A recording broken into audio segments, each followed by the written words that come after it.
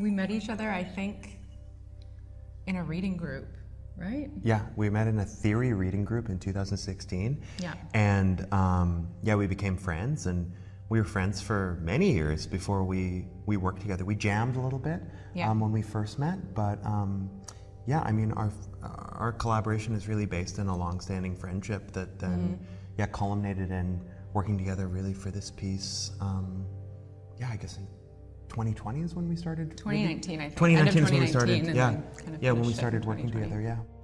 I think at the very beginning, you know, we both had a shared interest in thinking about small sound, kind of like very discrete sounds. We talked about the idea of kind of infrasonic sound. So we started thinking about collaborating, started putting together an archive of sounds, going back to old field recordings that kind of resonated with the ideas we were discussing. And from there, would kind of like put together sketches that we would send each other and then sometimes meet and discuss what we were feeling, you know, what felt like it made sense in terms of the piece, and then kind of just like built it out from there, like grew it out.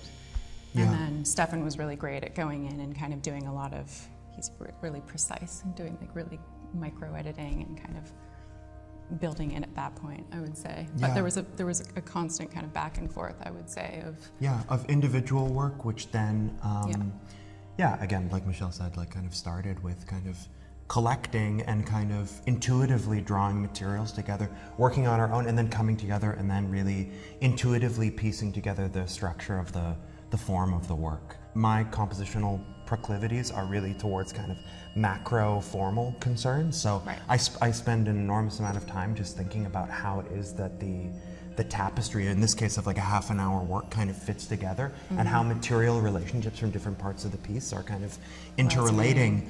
I think that Michelle really has an amazing proclivity towards kind of idiosyncratic and kind of strange relationships between materials that I would never really consider, and then kind of, creating local relationships. In terms of our process, it was kind of, I think, a combination of very intentional composing and then improvising as well, and kind of, but oftentimes doing that on our own. So sitting with our synthesizers, sitting with our field recordings, improvising, making sketches, and then coming together and trying to synthesize them into a work. So the work really, I think, explores the interplay between these like insect field recordings and sounds which are kind of coming from the natural world, which then we're reinterpreting with kind of more abstract musical material, whether that be synthesized material or some percussion objects, or re-synthesized kind of faked field recordings, let's say.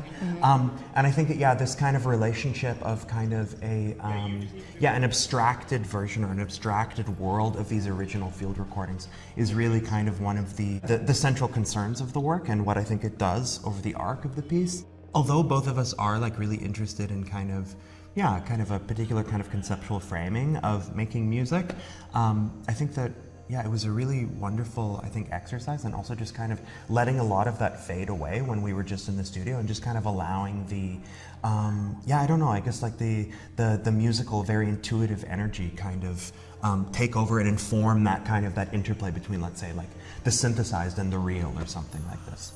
On my end, I have a series of objects that are kind of amplified through very sensitive microphones, and they're affected through a few pedals and then compressed. So I'm working with, the microphones, hydrophone, and some contact mics. I have a Eurorack modular synthesizer that I'm playing live, and then I have this amazing controller called the Manta by this guy Jeff Snyder. Shout out to Jeff Snyder. And basically that's triggering a lot of field recordings, samples, pre-composed elements of the work.